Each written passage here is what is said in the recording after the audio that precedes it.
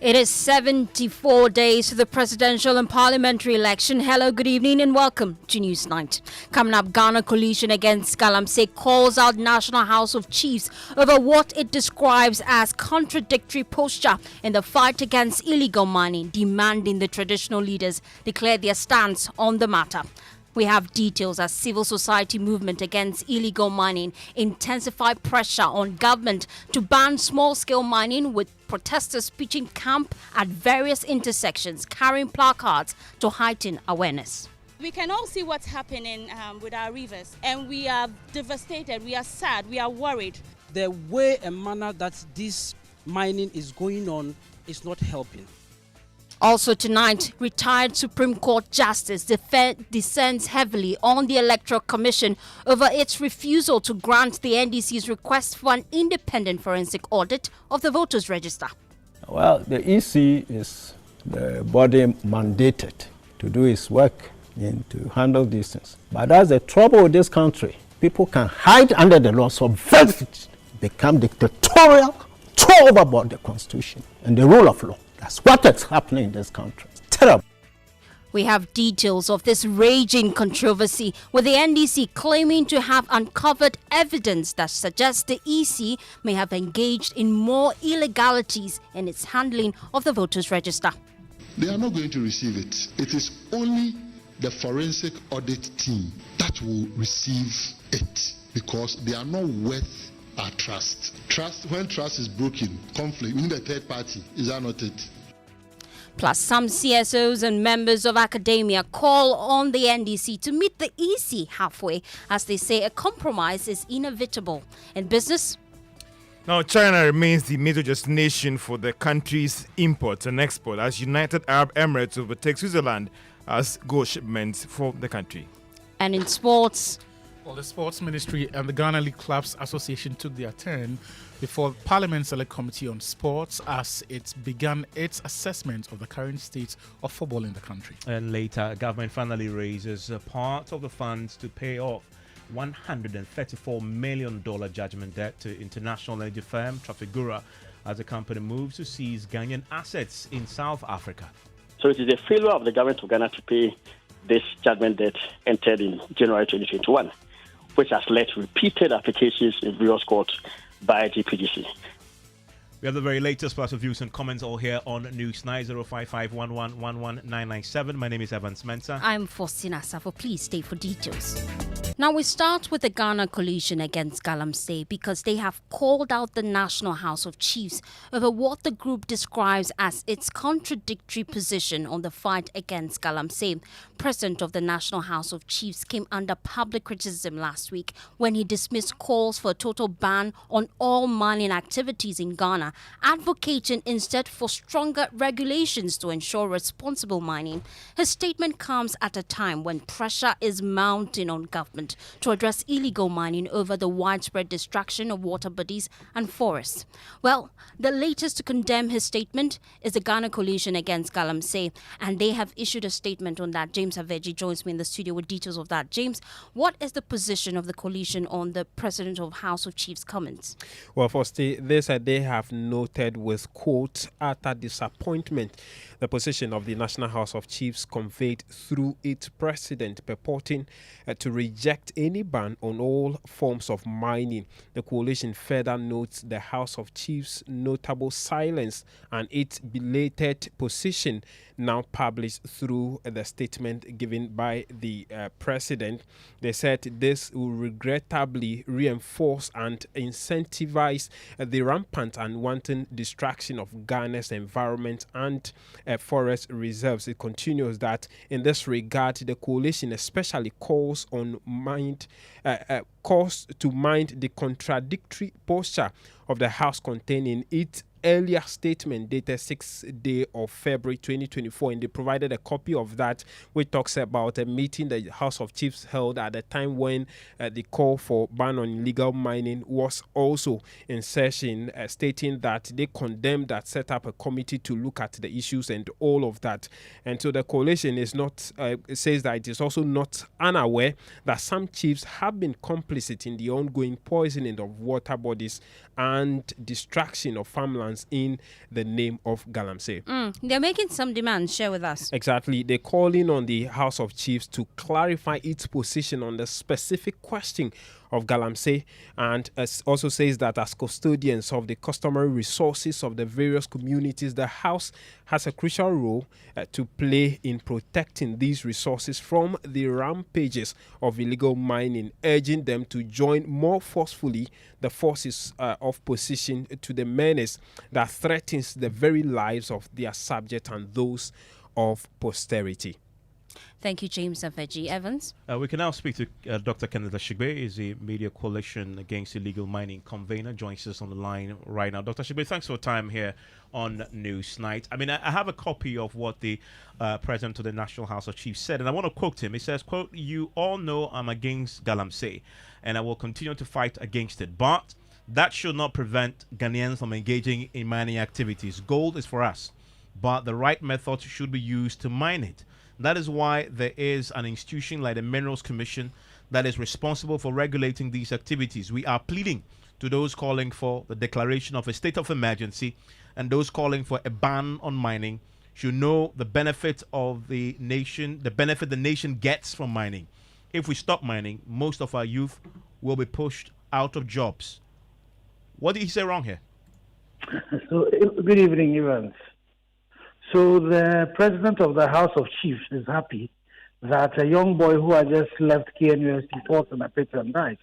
He's happy that systematically you and I are being poisoned. He's happy that the turbidity of water is at 14 NTUs. And again, Evans, we are asking, mining on water bodies, the buffers of water bodies, is illegal.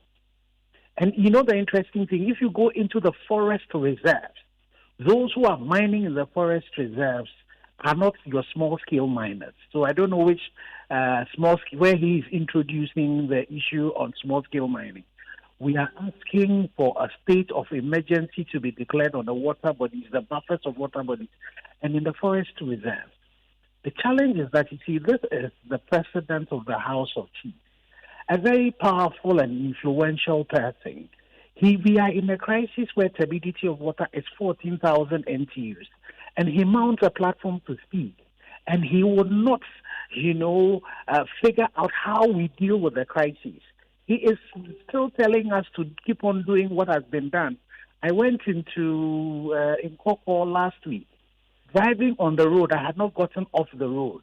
You could still see people, mining illegally on the side of the road.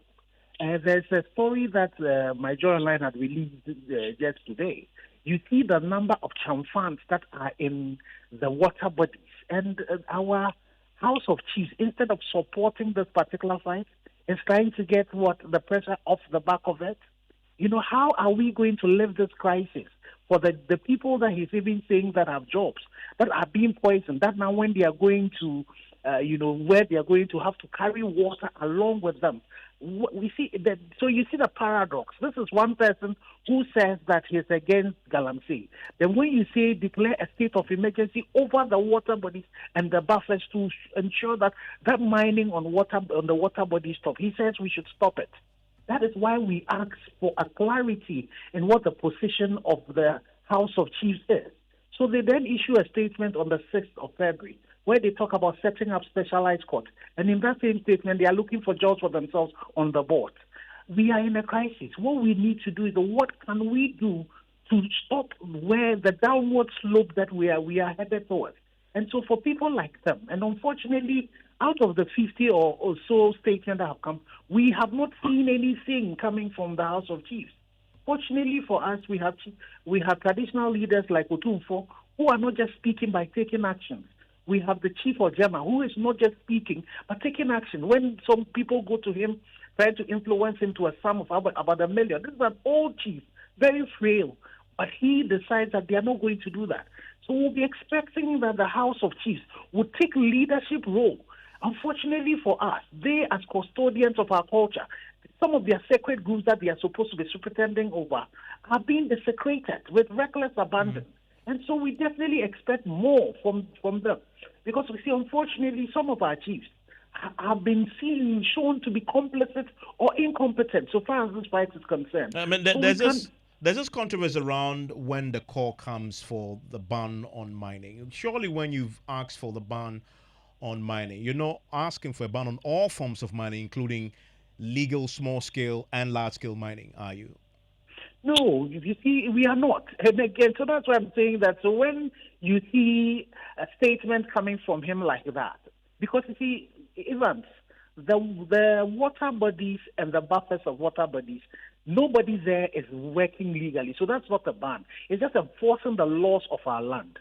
Where we are asking for the ban to come, whether legal or illegal, it's in the forest reserve that houses our water bodies. And also asking for the revocation of LI 2462. Because, you see, that's endangering our water bodies. Most of our water bodies take their sources from there. The oxygen, the trees that clarify our oxygen are being taken. And again, it's important to state that these forest resources also generate jobs. The people who used to fish on these water bodies, these are jobs that are also getting. People who are losing their cocoa farms are also jobs that are going. So when we say that, and even in terms of the state of emergency, it gives you an opportunity to breathe, and it gives you an opportunity to regroup and then figure out what it is that you're going to do. It's unfortunate that when he made all the statements he made, he has not given us any new ways that have been proven to work. And very quickly, I know you have joined forces with organized labor and asked government to, of course, impose a state of emergency, but you've given government up until the end of September to act. September is ending at the end of this particular week. What's the next line of action? Have you resolved with organized labor what will happen next week if you don't see the demands fulfilled? So there's a lot of engagements going on, even tonight. So the Ghana Coalition Against Galamsey is made up of labor, made up of the media, academia, religious bodies, traditional bodies, businesses, pressure groups. So we are busy. We're going to be busy this week deciding. But as was said by the Ghana Medical Association and then reiterated by UTAC, and then organized labor also took it. All the constitutional means that we have are available to us to be used, and we're going to deploy all of them, from civil action to strikes and all of that. I know for a fact that there are some religious bodies that are planning some prayer protests that are going to also be submitting. Did you say prayer protests? Yes. They actually are going to, embark on prayer protests. So they are going to be calling on God to do what God can do that they can't do. And they themselves would also be doing their works. And they would also be submitting petitions to His Excellency the President. So all of that is being worked. I'm sure next week we are going to be seeing all of these actions take place. Thank you very much. Kenneth Ashigbe is the convener of the Media Coalition Against Illegal Mining. Talking about protests, we don't have to wait till next week, do we? Because there's been a protest today on this Yes, subject. there have been. And this time it's not a prayer protest. It's a different kind of protest. And I'm sure, Evans, you might have seen some of the people clad in red holding placards in varied intersections with inscriptions on them across the capital today. Now, this is another form of protest initiated by the civil society movement against illegal mining. They are also piling pressure on government to take a decisive action against Galamsey menace. My colleague Sweetie Aboji spoke to some of them. So we can all see what's happening with our rivers, and we are devastated, we are sad, we are worried, not just about today but about tomorrow. We're wondering what our children going to drink someday if this issue of Galamsey is not, nipped now. Yeah, so that is why we are here. When you look at my placards, it's saying that repeal LI 2462. We all know what that law is, and it's granting access to mining in our forest reserves. And our forest reserves is like it contains a lot of watersheds. Most of our rivers take their sources from there, and that is why we are here. The reason why I woke up today at 4:30 a.m. to make it here today is that I feel like people have detached themselves from the issue. I want everyone to know that it will affect you one way or the other. So in any way you can, whether it's advocacy on your social media, whether it's pushing for policy reformation, whatever you can do, it does not matter your age. One day, when the tap turns, there will be no water. That's my message to everyone. Like everybody is trying to send a message across that there should be a halt for us to have a constructive solution or have a constructive way of actually mining. We are not saying we shouldn't mine at all. Actually, God gave us this natural resource for us to capitalize on to lift our GDP or have money in the country. Yes, but then the way and manner that this mining is going on is not helping. I want to bring in the Darabosu, who's the Deputy National Director of Arocha, joins us on the line right now. Objective achieved today? Yes, Evans, thank you very much for having me. I think today we're able to get the message to commuters who are trying to get to their offices. I think, as has been said, we want to make sure the policymakers in Accra really think through what is happening and connect with the issues on the ground, because as far as we are concerned, we cannot continue as is, and there needs to be some big changes in the way we handle the issue of Galamsey. And you went out protesting. Is this a one-off? Well, I think this is part of several actions being initiated by CSOs. As you've seen, there were some demonstrations in the past 2 days, and we're also following up with this action. There is going to be some also talk and dialogue on next steps, and we are actually mobilizing several initiatives, several strategies towards the build-up of the end of September. And we are all saying that government should listen, because the end of September comes so close, and we want to make sure that they take action. But if they don't, then we have no choice than to really embark on the strikes and demonstrations, as organized labor has indicated.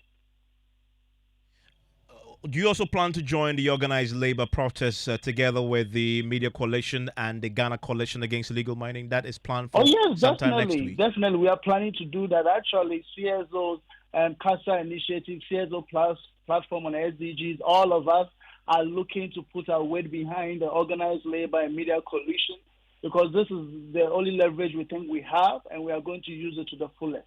Yeah. Thank you very, very much. And I want to get your thoughts on this. You may have seen them on the streets. They're protesting today at 05511119997 to some of the stories now. Well, Evans, Joy News is learning government has raised $43 million to pay part of the $134 million judgment debt to international energy firm Trafigura. The firm has threatened to take over several Ghanaian properties in South Africa to enforce the judgment debt won against Ghana. It will be recalled that a UK tribunal issued a final award after it concluded that Ghana breached its contractual obligation by terminating a power purchase agreement with GPGC. Already, Ghana's Regina House in the UK has been put under receivership to defray the cost. Now, we have a statement from the Finance Ministry. Evans, what does it say? Yes, the ministry is clarifying that indeed it's made some progress, confirming what we're reporting now. They didn't put a figure to it, but they clarify as follows, that they wish to state that they have made necessary arrangements to pay off the outstanding claims agreed with Trafigura. So the negotiations have yielded results according to the finance minister, and that this has been fruitful, and after several rounds of negotiations. So they're negotiating around this, and that they're therefore very surprised at the circulation of this letter on social media. Now, they also say that the government of Ghana remains committed to honoring its obligations under the settlement agreement with Trafigura, with the view to bring this matter to closure. Question is, how much exactly is the government agreeing to pay to Trafigura? We know is 43 million is what they have raised so far, but the amount in question is far more than that, and that would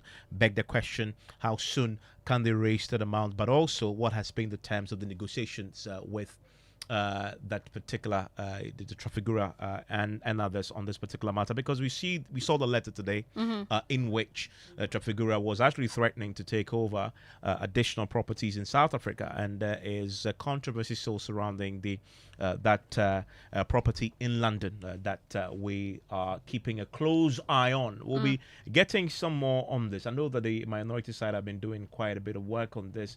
We've tried to get some further clarity from the Attorney General's department. We're yet to get a bit more, but the Finance Ministry is clear on the matter that they've made significant progress. Negotiations have proceeded very smoothly, and they will close this as a matter of priority, and they've reached some agreement to clear this off completely.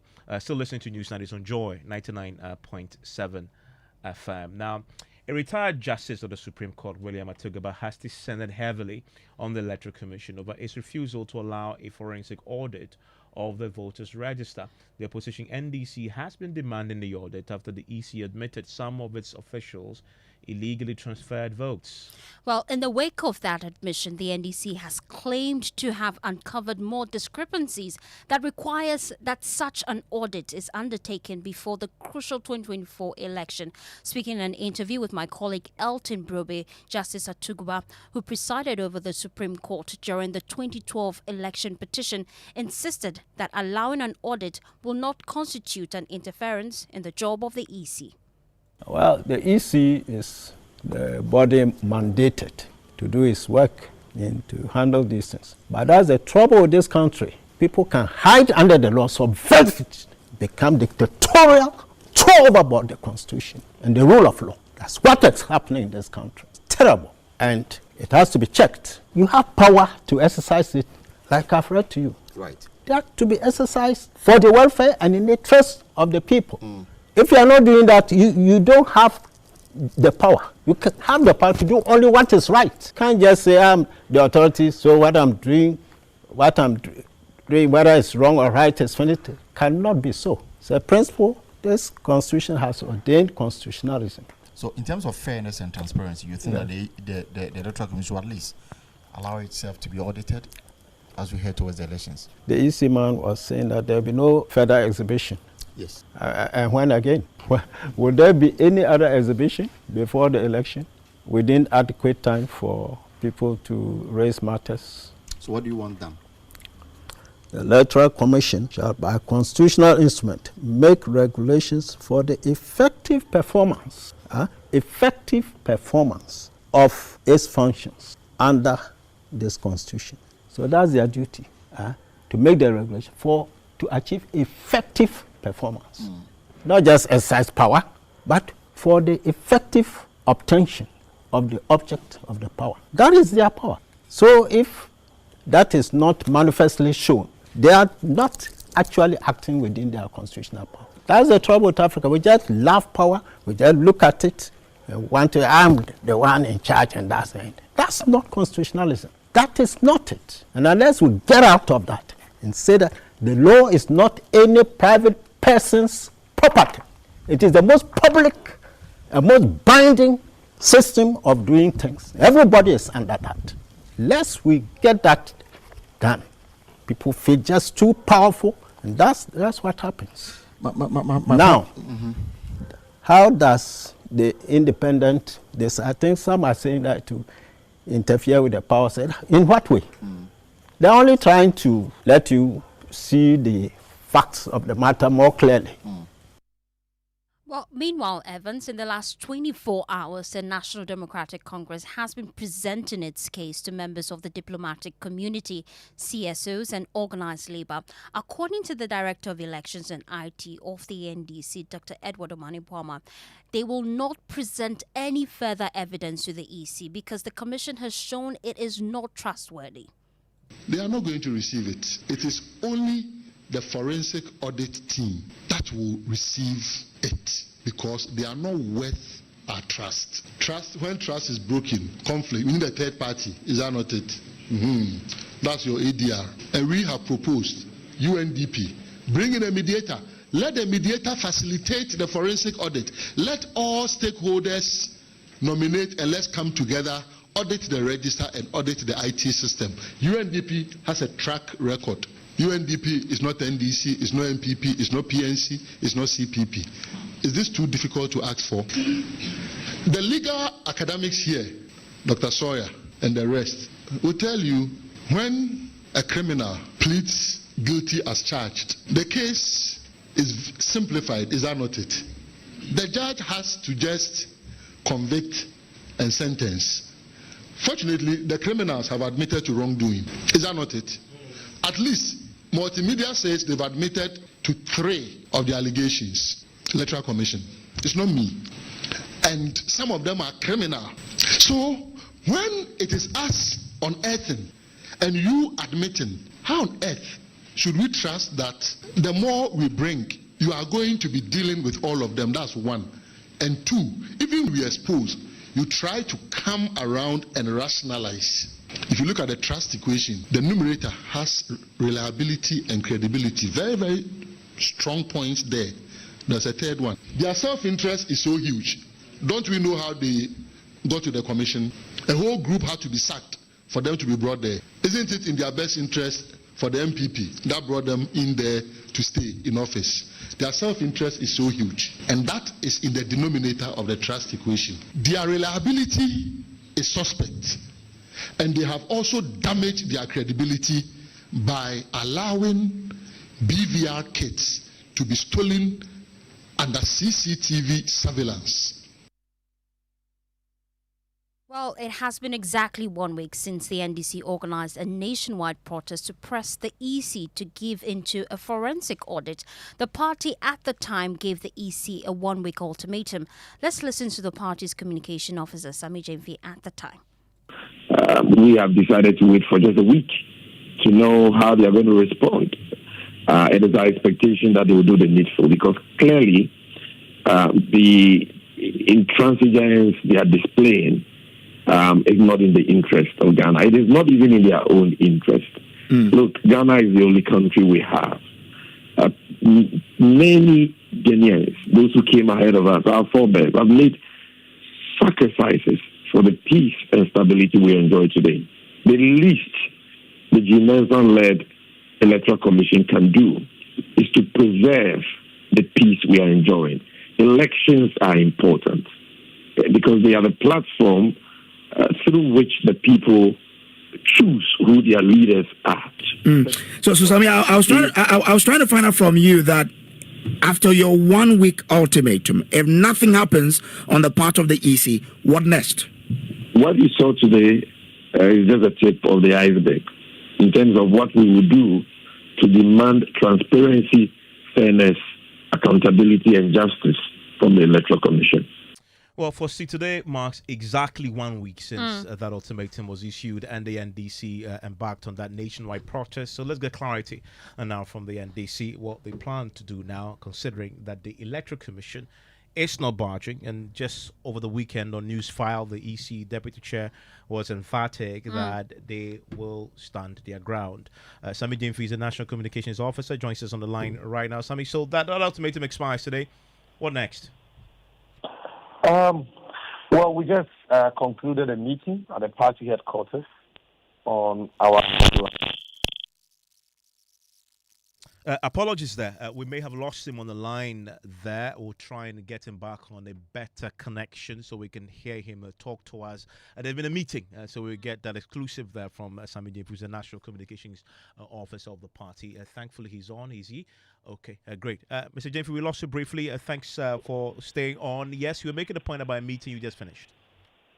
Yeah, we just concluded a meeting which discussed, among other things, next line of action. Should we not hear anything favorable from the Electoral Commission by tomorrow? At least I can tell you that the party intends to formally write to the Electoral Commission as a follow-up to the petition we gave them last week Tuesday when we embarked on the historic enough demonstration across the 16 regional capitals of Ghana. So we hope to hear something favorable by tomorrow. We're going to write to them as a follow-up. And if we do not hear anything, we are going to move to stage 2 of our, action plan aimed at putting pressure on the Electoral Commission to do the needful. It is our hope that other stakeholders in the electoral process will join this call for the Electoral Commission to do what is fair, what is just, by allowing for this probe, this investigation. And what will stage 2 entail? Come again? What will stage 2 entail? Evans, we already served notice that we will be hitting the streets again. So that is something that you should be expecting. But this time around, the form and mood may be different from the first one you saw. So it is something that we are still working on. And when we get there, you'll see. Protest, obviously, will be the main cause of action for us. But even beyond that, there are certain things that we are currently considering doing to ensure that the Electoral Commission does the needful. In this latest letter to the Electoral Commission, will you add the evidence? The Electoral Commission says you promised them to provide the details to back the claims you're making so that they can evaluate it themselves. But the Electoral Commission has told you that they have already corrected the errors we've raised. Bosman Asare was on Newsfile on Saturday with your colleague MFR Pau, and he said that save 2 of the issues we have raised, all the others have been rectified. So if they have already rectified it, then they don't need anything from us. They should just give us the corrected version, or if you like, updated version of the register, so that if we check and there are no problems with it, hooray, the matter ends. If we check and there are still problems with it, then we'll point out to them that, look, you've still done a poor job, and this register is still not credible to the extent that many eligible voters stand the risk of being disenfranchised on 7th December 2024. Thank you very much, Sami Jimfi there. So listening to News Night, this on Joy 99.7 FM. And George Yaffe is here with the latest from the world of business. Hello, George. Hi, Evans. And coming up in business, China remains a major destination for the country's imports and exports as United Arab Emirates overtakes Switzerland for gold shipments. And freight forwarders accuses port authorities of contributing to current pressure on the city as it calls on Bank of Ghana to halt certain practices at the port. The business news on Newsnight is brought to you by MTN Business. Welcome to the new world of business. Kingdom Books and Stationers, Interstanks and Pepsodent, Herbal and Charcoal. You welcome back to Business on Newsnight. Now, China has again emerged as the major destination for the country's exports and imports. Now, that's according to the second quarter trade statistics released by the Ghana Statistical Service. United Arab Emirates has also overtaken Switzerland as the major destination for gold exports. James Shen has the rest of the story. Ghana's economy continued its positive trajectory in the second quarter of 2024, recording a trade surplus for the third consecutive quarter. This represents a turnaround from the deficit experienced in the same period last year. The reports from the Ghana Statistical Service indicate that China remains the country's primary source of Ghana's import, contributing 12.3 billion cedis, which represent 20.9% of total import, followed by the United Arab Emirates and the United Kingdom, with an import value of 9 billion and 5.2 billion cedis respectively. On the other hand, gold bullion led Ghana's export with a value of 37 billion Ghana cedis, accounting for 57.6% of total export. Other major exports included crude petroleum and cashew nuts. The United Arab Emirates remained Ghana's top export destination, accounting for 15 billion Ghana cedis, representing 23.3% of total export. Switzerland followed closely while South Africa ranked third. However,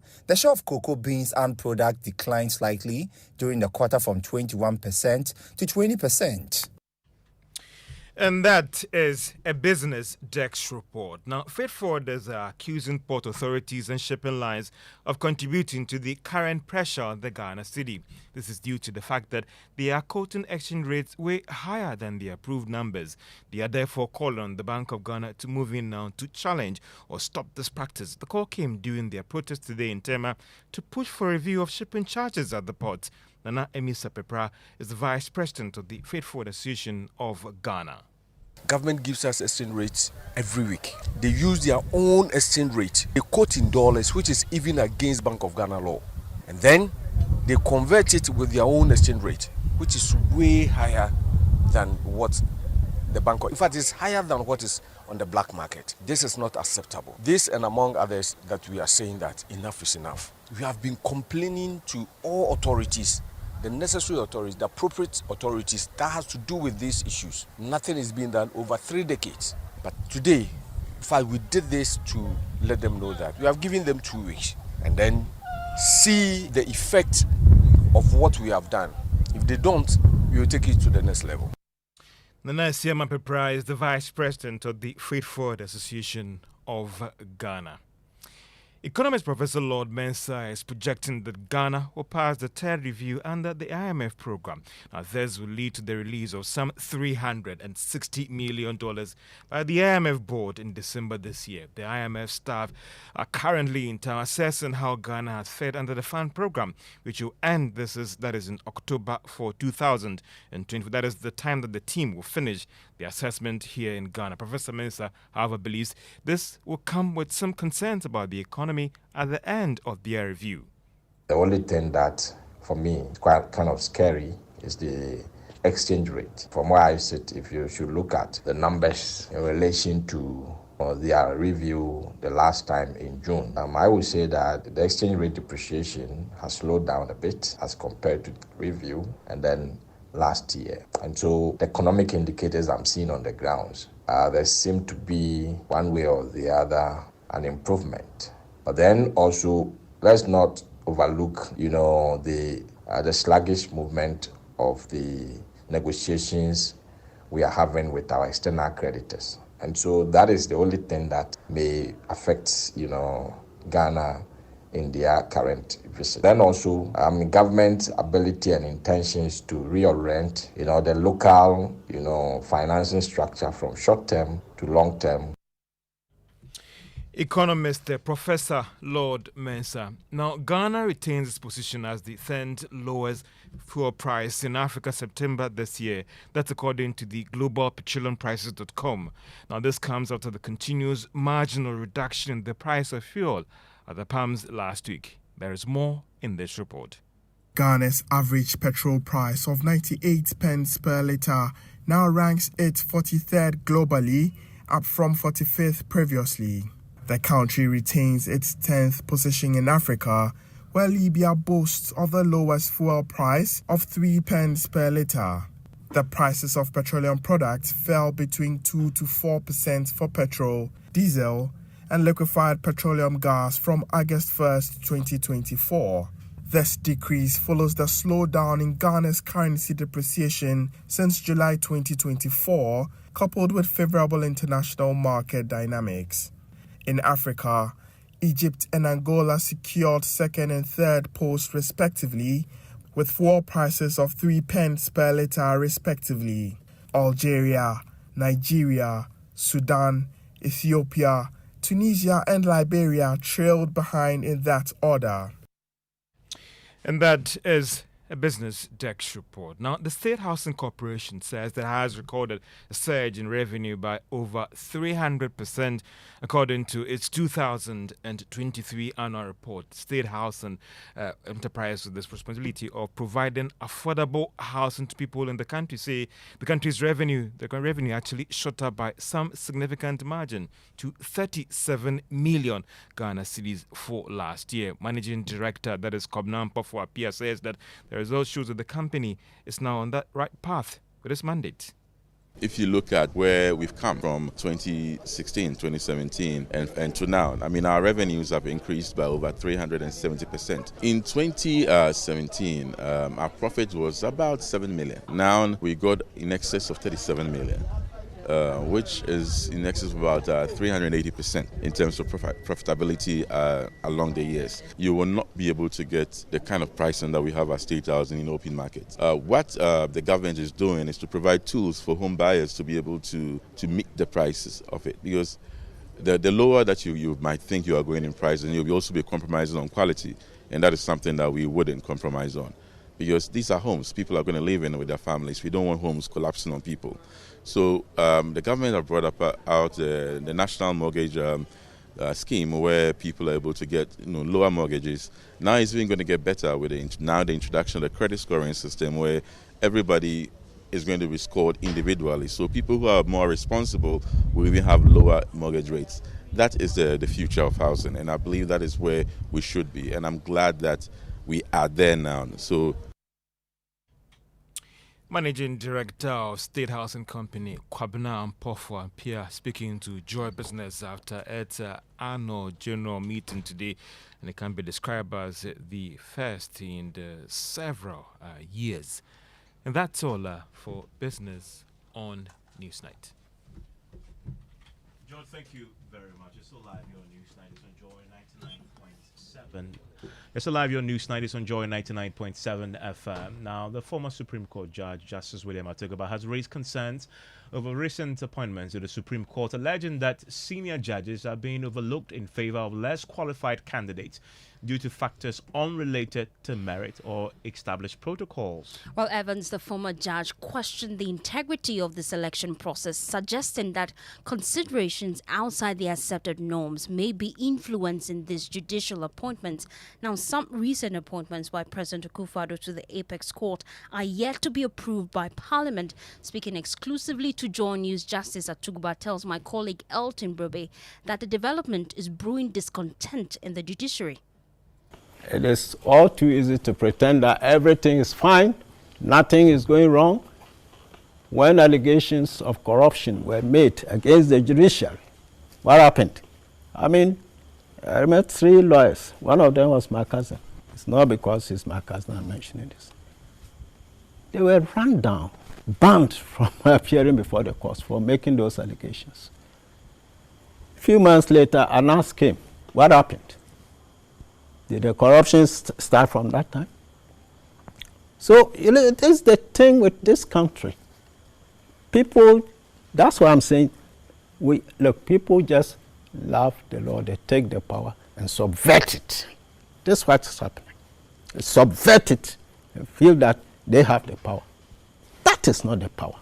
But should we have more judges? I'm coming. And the appointment system. Why must some senior and more competent justices be left and others less experienced hoisted to the highest court? What is it about? Is there some consideration coming from somewhere?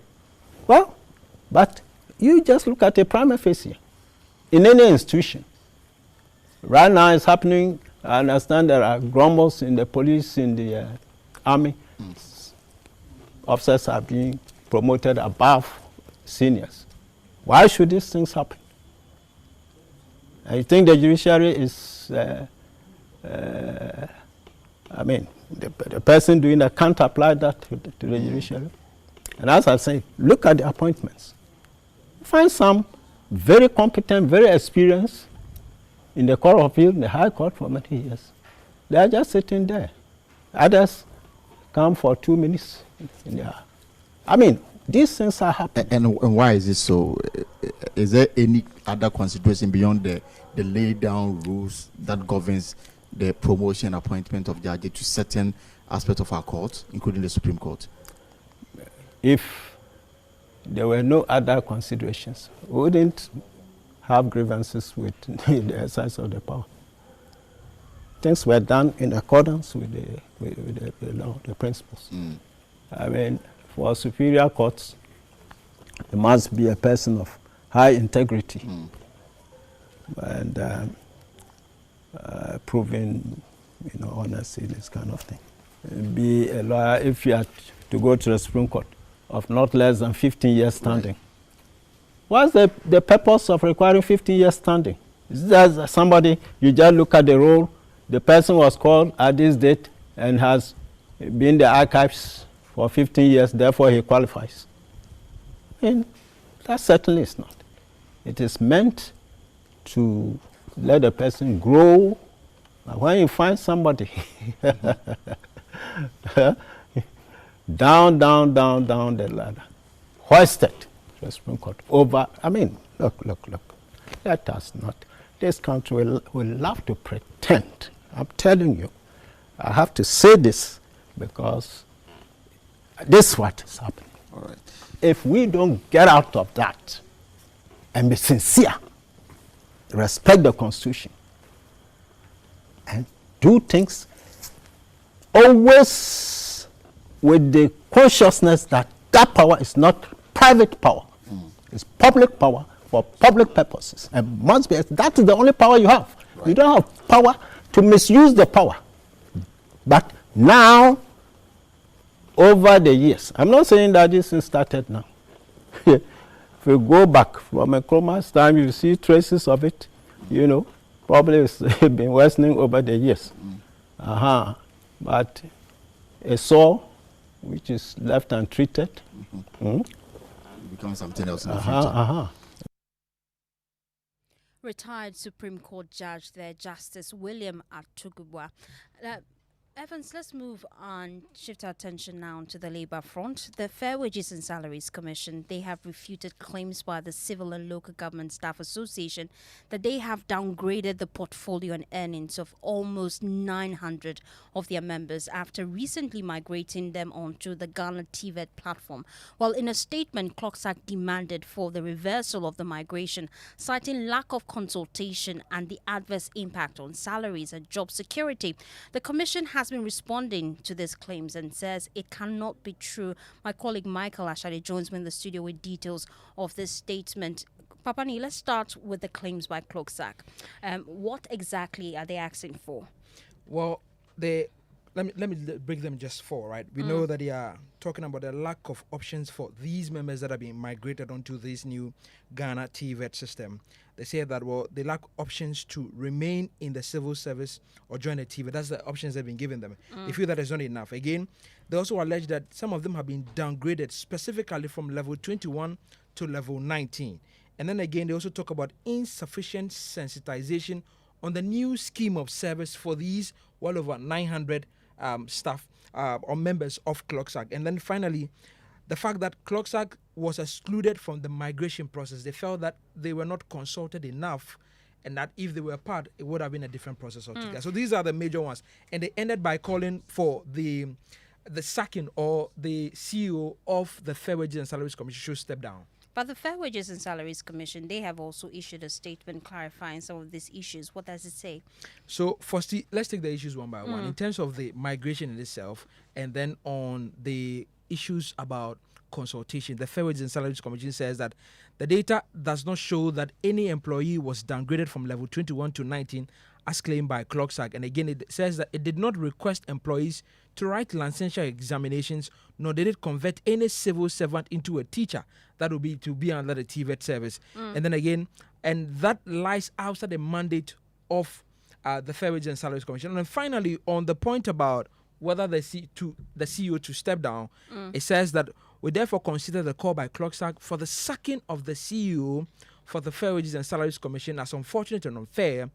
But they also end with an appeal to Clocksack not to go ahead with their intended strike, which we know that will be happening at the end of this month.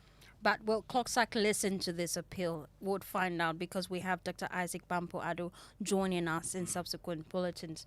Indeed, and you can catch the details of that the unrest on the Labour front, because that's not the only protest that we're beginning to see on the Labour front. We know that the Public Sector Workers Union, they've also issued a 6-day ultimatum to government to heed to the demands of the striking staff of the National Commission for Civic Education. All that and more on News Prime on the Joy News channel pretty shortly at 7. You want to stay for that. Let's do some sports now. Well, after 7 months, Parliament's Select Committee on Sports is finally opening up the demands that were made by the Save Ghana Football Group, a sports pressure group. Today, the sports minister and members of the Ghana League Clubs Association took their turn before the subcommittee. Here are excerpts from the sports minister's speech before the committee. Once you finish a major tournament like this, there should be rehabilitation for those facilities. And this rehabilitation is currently ongoing in both Accra and in Cape Coast. And because SCAF have not come to certify the work that we have done, and the only one they've certified was at Kumasi, and they've withdrawn, we have notified CAF that the rehabilitation work that we started immediately after the AFCON has been completed. Do we say that, per your submission, National Sports Authority failed its responsibility? Of course, on Kumasi, if they haven't taken that singular action, we played Central African Republic match, and there was no any problem. Yep, so according to the sports minister, the NSA are responsible for the country's predicament. We still wait for CAF's decision on where the Black Stars of Ghana will host Sudan. When should we expect that decision? In due course, I think by close of this week, we should hear from CAF. It looks more likely we're going to be playing our home game somewhere in the sub-region. Exactly. Exactly. In fact, CAF have actually been magnanimous because, per the regulations, the venue for the match, minimum a month before the game, is to be determined. So these are extraordinary circumstances. Thank you very much. And that's it for Newsnight tonight. My name is Yes. Evan Spencer. I'm Faustina Safo. Good evening. Enjoy the rest of your evening.